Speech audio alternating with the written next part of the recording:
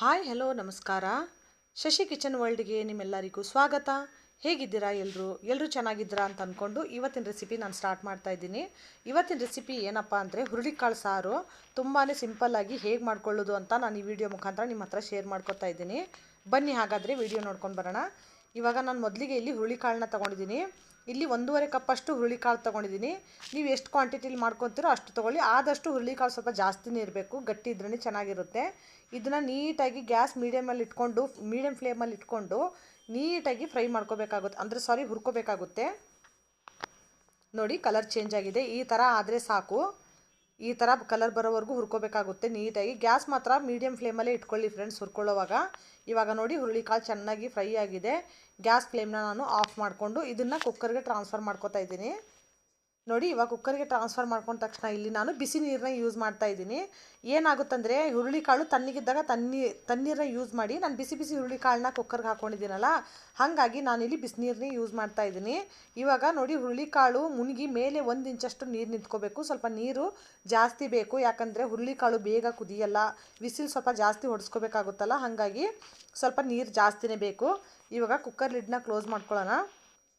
Cooker lid close ಮಾಡಿಕೊಂಡು ಇದನ್ನು ನಾವು ಸುಮಾರು ಒಂದು 6 ರಿಂದ 7 ವಿಸಿಲ್ ಬರ್ಸ್ಕೋಬೇಕು. ಫಸ್ಟ್ ಒಂದು ವಿಸಿಲ್ ಹೈ ಫ್ಲೇಮಲ್ಲಿ ಹೊಡೆಸ್ಕೊಂಡು ಮಿಕ್ಕಿದ ವಿಸಿಲ್ನ ಲೋ ಫ್ಲೇಮಲ್ಲಿ ಹೊಡ್ಕೋಬೇಕಾಗುತ್ತೆ. ಇವಾಗ ನೋಡಿ ಹುರುಳಿಕಾಳು ಬೇಯಿಸಿ ವಿಸಿಲ್ ತಣ್ಣಗಾದ್ಮೇಲೆ ನಾನು ಕುಕ್ಕರ್ ಲಿಡ್ನ ಓಪನ್ ಮಾಡಿದ್ದೀನಿ. ಇವಾಗ ನೋಡಿ ಈ ಥರ ಮೆತ್ತಿಗೆ ಹುರುಳಿಕಾಳು ಬೇಯಬೇಕು. ಇಷ್ಟು ಬೆಂದರೆ ಸಾಕು, ತುಂಬ ಗಂಜಿ ಥರನೂ ಮಾಡ್ಕೊಳ್ಳೋಕೆ ಹೋಗಬೇಡಿ. ಇವಾಗ ನೋಡಿ ಒಂದು ಕಡಾಯಿ ಇಟ್ಕೊಂಡಿದ್ದೀನಿ. ಈ ಕಡಾಯಿಗೆ ನಾನು ಒಗ್ಗರಣೆಗೆ ಎಣ್ಣೆ ಹಾಕೋತಾ ಇದ್ದೀನಿ ಫ್ರೆಂಡ್ಸ್. ಎಣ್ಣೆ ಸ್ವಲ್ಪ ಜಾಸ್ತಿ ತೊಗೊಳ್ಳಿ, ಯಾಕಂದರೆ ಚೆನ್ನಾಗಿರುತ್ತೆ ತುಂಬಾ. ಯಾಕಂದರೆ ಇದು ನಾವು ಗಟ್ಟಿ ಸಾರು ಮಾಡ್ತಾ ಇದ್ದೀವಲ್ಲ, ಅದಕ್ಕೆ ಸ್ವಲ್ಪ ಎಣ್ಣೆ ಜಾಸ್ತಿ ಬೇಕು. ಇವಾಗ ನೋಡಿ ಎಣ್ಣೆ ಬಿಸಿ ಆಗ್ತಾ ಇದ್ದಂಗೆ ಸ್ವಲ್ಪ ಜೀರಿಗೆನ ಹಾಕ್ಕೊಳ್ಳೋಣ. ಜೀರಿಗೆ ಸ್ವಲ್ಪ ಚೆನ್ನಾಗಿ ಚಟಪಟ ಅಂತ ಸಿಡಿಬೇಕು. ಜೀರಿಗೆ ಸ್ವಲ್ಪ ಚೆನ್ನಾಗಿ ಫ್ರೈ ಆಗಿ ಕಲರ್ ಚೇಂಜ್ ಆದ ತಕ್ಷಣ ಸ್ವಲ್ಪ ಕರಿಬೇವನ್ನ ಹಾಕ್ಕೊಳ್ಳಿ. ನೋಡಿ ಕರಿಬೇವು ಹಾಕೋತಾ ಇದ್ದೀನಿ. ಕರಿಬೇವನ್ನು ಸ್ವಲ್ಪ ಸಿಡಿದ್ಮೇಲೆ ಈರುಳ್ಳಿಲಿ ನಾನು 2 ಮೀಡಿಯಮ್ ಸೈಜ್ ಈರುಳ್ಳಿನ ಕಟ್ ಮಾಡಿ ಹಾಕೋತಾ ಇದ್ದೀನಿ. ನೋಡಿ ಈರುಳ್ಳಿ ಸ್ವಲ್ಪ ಜಾಸ್ತಿ ಕ್ವಾಂಟಿಟಿಲಿ ಬೇಕು ಇದಕ್ಕೆ, ಹಾಗಾಗಿ ಈರುಳ್ಳಿ ಮಾತ್ರ 2 ಈರುಳ್ಳಿನ ತೊಗೊಂಡಿದ್ದೀನಿ ಕಟ್ ಮಾಡಿ. ಇವಾಗ ಈರುಳ್ಳಿ ಕೂಡ ಚೆನ್ನಾಗಿ ಫ್ರೈ ಮಾಡ್ಕೊಳ್ಳೋಣ. ಯಾವ ರೀತಿ ಫ್ರೈ ಆಗಬೇಕು ಈರುಳ್ಳಿ ಅಂದರೆ, ಇದು ಗೋಲ್ಡನ್ ಕಲರ್ ಬರಬೇಕು ನಮಗೆ, ಆ ಥರ ಫ್ರೈ ಮಾಡ್ಕೊಳ್ಳೋಣ. ಹಸಿ ವಾಸನೆ ಎಲ್ಲ ಹೋಗಿ ನೀಟಾಗಿ ಈರುಳ್ಳಿ ಫ್ರೈ ಆಗಬೇಕು. ಯಾಕಂದರೆ ಈರುಳ್ಳಿ ಎಷ್ಟು ಚೆನ್ನಾಗಿ ಫ್ರೈ ಆಗುತ್ತೋ ಸಾಂಬಾರು ಅಷ್ಟು ಚೆನ್ನಾಗಾಗುತ್ತೆ ಫ್ರೆಂಡ್ಸ್. ಇವಾಗ ಈರುಳ್ಳಿ ಫ್ರೈ ಆಗಲಿ. ನೋಡಿ ಕಲರ್ ಕೂಡ ಟ್ರಾನ್ಸ್ಪರೆಂಟ್ ಆಗಕ್ಕೆ ಸ್ಟಾರ್ಟ್ ಆಗಿದೆ ಈರುಳ್ಳಿದು. ಇನ್ನೂ ಚೆನ್ನಾಗಿ ಈರುಳ್ಳಿ ಫ್ರೈ ಆಗಬೇಕು. ಇವಾಗ ನೋಡಿ ಈರುಳ್ಳಿ ಚೆನ್ನಾಗಿ ಫ್ರೈ ಆಗ್ತಾ ಇದೆಯಲ್ಲ, ನೋಡ್ತಾ ಇದ್ದೀರಲ್ಲ, ಫುಲ್ಲು ಕಲರ್ ಚೇಂಜ್ ಆಗಿದೆ. ಒಂದು ಸರ್ತಿ ಮಿಕ್ಸ್ ಮಾಡ್ಕೊಂಬಿಡೋಣ. ಸಾಕು, ಇವಾಗ ಈರುಳ್ಳಿ ಫ್ರೈ ಆಗಿದೆ. ಇದಕ್ಕೆ ನಾನು 2 ಮೀಡಿಯಮ್ ಸೈಜ್ ಟೊಮೊಟೊನು ಕೂಡ ಹಾಕೋತಾ ಇದ್ದೀನಿ. ಇದಕ್ಕೆ ಈರುಳ್ಳಿ ಎಷ್ಟು ಕ್ವಾಂಟಿಟಿಲಿ ತೊಗೊತೀರೋ ಟೊಮೊಟೊ ಕೂಡ ಅಷ್ಟೇ ಕ್ವಾಂಟಿಟಿಲಿ ತೊಗೋಬೇಕು. ಅಂದರೆ 2 ಸಮಭಾಗದಲ್ಲಿ ತೊಗೊಳ್ಳಿ. ಈರುಳ್ಳಿ 2 ತೊಗೊಂಡ್ರೆ ಟೊಮೊಟೊ ಕೂಡ 2 ತೊಗೊಳ್ಳಿ. 1 ತೊಗೊಂಡ್ರೆ ಅದನ್ನು ಕೂಡ 1 ತೊಗೊಳ್ಳಿ. ಯಾಕಂದರೆ ಸಮಭಾಗದಲ್ಲಿ 2 ಇದ್ರೇ ಈ ಸಾಂಬಾರು ತುಂಬ ಚೆನ್ನಾಗಿರುತ್ತೆ. ಇವಾಗ ನೋಡಿ ನೀಟಾಗಿ ಮಿಕ್ಸ್ ಮಾಡ್ಕೋತಾ ಇದ್ದೀನಿ. ಟೊಮೊಟೊ ಒಂದು ಸರ್ತಿ ಮಿಕ್ಸ್ ಮಾಡಿ ಬಿಟ್ಬಿಡಿ. ಇವಾಗ ಇಲ್ಲಿ ಒಂದು ಸ್ವಲ್ಪ ಉಪ್ಪು ಹಾಕ್ಕೊಳ್ಳೋಣ. ಯಾಕಂದರೆ ಉಪ್ಪು ಹಾಕೋದ್ರಿಂದ ಏನಾಗುತ್ತೆ ಅಂದರೆ ಟೊಮೊಟೊ ಬೇಗನೆ ಮೆತ್ತಗಾಗುತ್ತೆ. ಅದಕ್ಕೆ ಸ್ವಲ್ಪ ಉಪ್ಪು ಹಾಕ್ಕೊಂಡಾದ್ಮೇಲೆ ಒಂದು ಸರ್ತಿ ನೀಟಾಗಿ ಮಿಕ್ಸ್ ಮಾಡ್ಕೊಂಬಿಡೋಣ ಎಲ್ಲನೂ. ನೋಡಿ ಈ ಥರ ಎಲ್ಲನೂ ಮಿಕ್ಸ್ ಮಾಡಿ ಬಿಟ್ಬಿಡೋಣ ಒಂದು 2 ನಿಮಿಷ. ಇವಾಗ ನೋಡಿ ಟೊಮೊಟೊ ಎಲ್ಲ ಫುಲ್ಲು ಕರಗಿ ಎಷ್ಟು ಚೆನ್ನಾಗಿ ಗೊಜ್ಜು ಥರ ಆಗಿದೆ. ಆಮೇಲೆ ಆಯಿಲ್ ಕೂಡ ಸಪ್ರೇಟ್ ಆಗಿದೆ ಫ್ರೆಂಡ್ಸ್, ನೋಡ್ತಾ ಇರ್ಬೋದು. ಎಲ್ಲನೂ ಒಂದು ಸರ್ತಿ ನೀಟಾಗಿ ಮಿಕ್ಸ್ ಮಾಡ್ಕೊಳ್ಳೋಣ. ಅಲ್ಲಲ್ಲಿ ಎಲ್ಲಾದರೂ ಸ್ವಲ್ಪ ಟೊಮೊಟೊ ಇದ್ದರೂ ಅದನ್ನು ಕೂಡ ಸ್ಮ್ಯಾಶ್ ಮಾಡ್ಕೊಳ್ಳೋಣ. ಇವಾಗ ಎಲ್ಲ ನೋಡಿ ಸಪ್ರೇಟ್ ಆಗಿದೆ ಆಯಿಲ್ ಕೂಡ. ಈ ಥರ ಆಯಿಲ್ ಎಲ್ಲ ಸಪ್ರೇಟ್ ಆದಾಗ ಮಿಕ್ಕಿದ ಇಂಗ್ರೀಡಿಯೆಂಟ್ಸ್ನ ನಾವು ಆ್ಯಡ್ ಮಾಡ್ಕೋಬೇಕಾಗುತ್ತೆ. ಈ ಥರ ಆಯಿಲ್ ಎಲ್ಲ ಸಪ್ರೇಟ್ ಆಗೋವರೆಗೂ ನಾವು ಯಾವ ಮಸಾಲೆನೂ ಮಿಕ್ಸ್ ಮಾಡ್ಕೊಳ್ಳೋಕೆ ಹೋಗಬಾರ್ದು. ಇವಾಗ ಒಂದು ಅರ್ಧ ಟೀ ಸ್ಪೂನಷ್ಟು ಅರಿಶಿನ ಹಾಕ್ಕೊಂಡಿದ್ದೀನಿ. 1 ಟೇಬಲ್ ಸ್ಪೂನಷ್ಟು ಗರಂ ಮಸಾಲ ಇದೆ. ಗರಂ ಮಸಾಲ ಮಾತ್ರ 1 ಟೇಬಲ್ ಸ್ಪೂನ್ ಅಷ್ಟೇ ತೊಗೊಳ್ಳಿ. ಆಮೇಲೆ ಇಲ್ಲಿ ನಾನು ನಮ್ಮ ಬೆಳ್ಳುಳ್ಳಿ ಮಸಾಲೆ ಖಾರ ನಮ್ಮ ಉತ್ತರ ಕರ್ನಾಟಕದ್ದು ಅಂತ ಯಾವಾಗಲೂ ನಿಮಗೆ ಹೇಳ್ತಾ ಇರ್ತೀನಲ್ಲ, ಅದನ್ನು ಕೂಡ ಇಲ್ಲಿ ಹಾಕೋತಾ ಇದ್ದೀನಿ ಫ್ರೆಂಡ್ಸ್ ನಾನು. ಯಾಕಂದರೆ ಇದು ತುಂಬ ಚೆನ್ನಾಗಿರುತ್ತೆ, ತುಂಬ ಟೇಸ್ಟಿಯಾಗೂ ಇರುತ್ತೆ. ಸ್ವಲ್ಪ ಇದಕ್ಕೆ ನಾನು ಯಾವ ಸಾಂಬಾರಿಗೂ ಯಾವ ಪಲ್ಯಗೂ ನಾನು ಸಾಮಾನ್ಯವಾಗಿ ಗರಂ ಮಸಾಲಾನ ಯೂಸ್ ಮಾಡಲ್ಲ. ಇದಕ್ಕೆ ಮಾತ್ರ ಸ್ವಲ್ಪ ಹಾಕ್ಕೊಂಡ್ರೆ ಚೆನ್ನಾಗಿರುತ್ತೆ. ಇದು ಸುಮಾರು ನಾನು 3 ಟೇಬಲ್ ಸ್ಪೂನಷ್ಟು ಹಾಕ್ಕೊಂಡಿದ್ದೀನಿ. ನಿಮ್ಮ ಹತ್ರ ಇನ್ ಕೇಸ್ ಈ ಸಾಂಬಾರು ಪುಡಿ ಇಲ್ಲ ಅನ್ನೋರು, ನಾನು ಯಾವಾಗಲೂ ಹೇಳ್ತಾ ಇರ್ತೀನಲ್ಲ, ಚಿಲ್ಲಿ ಪೌಡ್ರನ್ನ ಹಾಕ್ಕೊಳ್ಳಿ.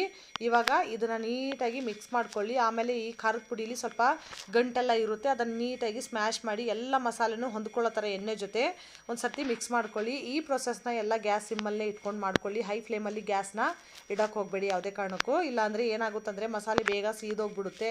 ಆಮೇಲೆ ಸಾಂಬಾರು ಮಾಡೋವಾಗ ಸೀದೋಗಿರೋ ಥರ ಸ್ಮೆಲ್ ನಮಗೆ ಬರುತ್ತಲ್ಲ, ಹಾಗಾಗಿ ಗ್ಯಾಸ್ ಸಿಮ್ಮಲ್ಲೇ ಇಟ್ಕೊಂಡಿರಿ ಯಾವಾಗಲೂ. ಇವಾಗ ನೋಡಿ ಎಲ್ಲ ಆಯಿಲ್ ಕೂಡ ಸಪ್ರೇಟಾಗಿ ಚೆನ್ನಾಗಿ ಮಸಾಲೆ ಕೂಡ ಎಲ್ಲ ನೀಟಾಗಿ ಫ್ರೈ ಆಗಿದೆ, ಎಲ್ಲ ಆಗಿದೆ. ಈ ಟೈಮಲ್ಲಿ ನಾನು ಸ್ವಲ್ಪ ಕಟ್ ಮಾಡಿ ಇಟ್ಕೊಂಡಿರುವಂಥ ಕೊತ್ತಂಬರಿನೂ ಕೂಡ ಆ್ಯಡ್ ಮಾಡ್ಕೊತಾ ಇದ್ದೀನಿ. ಕ್ಲೀನಾಗಿ ವಾಶ್ ಮಾಡಿ ಎತ್ತಿಟ್ಕೊಂಡಿದ್ದೆ ಕಟ್ ಮಾಡಿ ನಾನು ಕೊತ್ತಂಬರಿನ.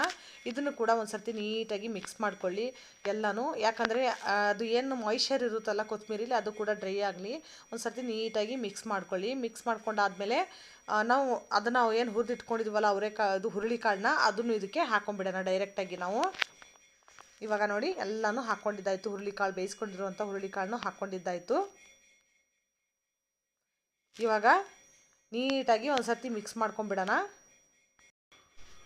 ಇವಾಗ ಎಲ್ಲನೂ ನೀಟಾಗಿ ಹೊಂದ್ಕೊಳ್ಳೋ ಥರ ಒಂದು ಸರ್ತಿ ನೀಟಾಗಿ ಮಿಕ್ಸ್ ಮಾಡ್ಕೊಳ್ಳಿ. ಯಾಕಂದರೆ ಎಲ್ಲ ಮಸಾಲೆ ಎಲ್ಲ ಹುರುಳಿಕಾಳು ಜೊತೆ ನೀಟಾಗಿ ಬೇಯಿಸಿರುವಂಥ ಹುರುಳಿಕಾಳು ಜೊತೆ ಮಿಕ್ಸ್ ಆಗಬೇಕಲ್ಲ. ಇಲ್ಲಾಂದರೆ ಏನಾಗ್ಬಿಡುತ್ತೆ, ಒಂದೊಂದು ಕಡೆ ಮಿಕ್ಸ್ ಆಗಿ ಒಂದೊಂದು ಕಡೆ ಮಿಕ್ಸ್ ಆಗದೆ ಇರೋ ಥರ ಆಗುತ್ತೆ. ನೀಟಾಗಿ ಒಂದು ಸರ್ತಿ ಮಿಕ್ಸ್ ಮಾಡ್ಕೊಳ್ಳಿ. ಇವಾಗ ಮಿಕ್ಸ್ ಮಾಡ್ಕೊಂಡಾದ್ಮೇಲೆ ಸ್ವಲ್ಪ ಹೊತ್ತು ಬಿಟ್ಬಿಡಿ ಕುದೀಲಿ ಚೆನ್ನಾಗಿ. ಇವಾಗ ಇದನ್ನು ಕುದಿಯೋಕ್ಕೆ ಬಿಟ್ಬಿಡೋಣ. ಇವಾಗ ನೋಡಿ ಬಾಯ್ಲ್ ಬರೋಕ್ಕೆ ಸ್ಟಾರ್ಟ್ ಆಗಿದೆ. ಜಾಸ್ತಿ ಕುದಿಸ್ಕೊಳ್ಳೋದು ಏನು ಬೇಡ ಫ್ರೆಂಡ್ಸ್, ಜಾಸ್ತಿ ಗ್ಯಾಸ್ ಹೈ ಫ್ಲೇಮಲ್ಲಿ ಇಟ್ಕೊಂಡು ಕುದಿಸ್ಕೊಳ್ಳೋಂಥ ಅವಶ್ಯಕತೆ ಇಲ್ಲ. ಇವಾಗ ಗ್ಯಾಸ್ ಸಿಮ್ಮಲ್ಲಿ ಇಟ್ಕೊಂಡು ಚೆನ್ನಾಗಿ ಬಾಯ್ಲ್ ಬರೋಕ್ಕೆ ಬಿಟ್ಬಿಡೋಣ. ನೋಡಿ ಚೆನ್ನಾಗಿ ಬಾಯ್ಲ್ ಬರ್ತಾಯಿದೆ. ಇಷ್ಟೇ ಬಾಯ್ಲು, ಜಾಸ್ತಿ ಕುದಿಸ್ಕೊಳ್ಳೋಂಥ ಅವಶ್ಯಕತೆ ಇಲ್ಲ. ಇವಾಗ ಈ ಥರ ಬಾಯ್ಲ್ ಆದಾಗ ಇವಾಗ ಗ್ಯಾಸ್ನ ನಾನು ಆಫ್ ಮಾಡ್ಕೊಂಡಿದ್ದೀನಿ. ಗ್ಯಾಸ್ನ ಆಫ್ ಮಾಡಿಕೊಂಡು ಮೇಲೆಯಿಂದ ಫ್ರೆಶ್ಶಾಗಿ ಕಟ್ ಮಾಡಿ ಇಟ್ಕೊಂಡಿರುವಂಥ ಕೊತ್ತಂಬರಿನೂ ಕೂಡ ಆ್ಯಡ್ ಮಾಡ್ಕೊತಾ ಇದ್ದೀನಿ ಫ್ರೆಂಡ್ಸ್. ನೋಡಿ ಇಲ್ಲಿ ನೋಡ್ತಾ ಇರ್ಬೋದು, ಗ್ಯಾಸ್ನ ಆಫ್ ಮಾಡ್ಕೊಂಡಿದ್ದೀನಿ. ಬೇರೆ ಸಾಂಬಾರು ಥರ ತುಂಬಾ ಕುದಿಸೋವಂಥ ಅವಶ್ಯಕತೆ ಇಲ್ಲ. ಜಸ್ಟ್ ಒಂದು 10 ಮಿನಿಟ್ಸ್ ಒಳಗಡೆ ಈ ಸಾಂಬಾರು ರೆಡಿ ಆಗುತ್ತೆ ಫ್ರೆಂಡ್ಸ್. ಆಮೇಲೆ ತುಂಬ ಡಿಫ್ರೆಂಟಾಗಿದೆ. ಆಮೇಲೆ ತಿನ್ನೋಕ್ಕಂತೂ ತುಂಬಾ ಚೆನ್ನಾಗಿರುತ್ತೆ. ನೀವು ಕೂಡ ಒಂದು ಸರ್ತಿ ಖಂಡಿತವಾಗ್ಲೂ ಟ್ರೈ ಮಾಡಿ. ಒಂದು ಸರ್ತಿ ನೋಡಿ ಎಲ್ಲನೂ ಮಿಕ್ಸ್ ಮಾಡಿ ನಿಮಗೆ ತೋರಿಸ್ತೀನಿ ಯಾವ ಥರ ಆಗಿದೆ ಅಂತ. ಇದನ್ನು ನೀವು ಮುದ್ದೆ ಜೊತೆ, ಜೋಳದ ರೊಟ್ಟಿ ಜೊತೆ ಯಾವುದ್ರ ಜೊತೆ ಬೇಕಾದರೂ ಚೆನ್ನಾಗಿರುತ್ತೆ ಫ್ರೆಂಡ್ಸ್. ನೀವು ಕೂಡ ಈ ರೆಸಿಪಿನ ಟ್ರೈ ಮಾಡಿ. ಇಷ್ಟ ಆದರೆ ಲೈಕ್, ಶೇರ್, ಸಬ್ಸ್ಕ್ರೈಬ್ ಮಾಡೋದನ್ನು ಮರಿಬೇಡಿ. ಆಮೇಲೆ ನೀವು ಕೂಡ ಇದನ್ನು ಫ್ಯಾಮಿಲಿ ಫ್ರೆಂಡ್ ಜೊತೆ ಶೇರ್ ಮಾಡಿ ಫ್ರೆಂಡ್ಸ್. ಅವ್ರಿಗೂ ಒಂದು ಸರ್ತಿ ಟ್ರೈ ಮಾಡೋಕ್ಕೆ ಹೇಳಿ. ನೀವು ಟ್ರೈ ಮಾಡಿದ್ಮೇಲೆ ಹೇಗಿತ್ತು ಅಂತ ಕಮೆಂಟ್ ಸೆಕ್ಷನಲ್ಲಿ ಹೇಳೋದನ್ನು ಮರಿಬೇಡಿ. Thank you for watching friends.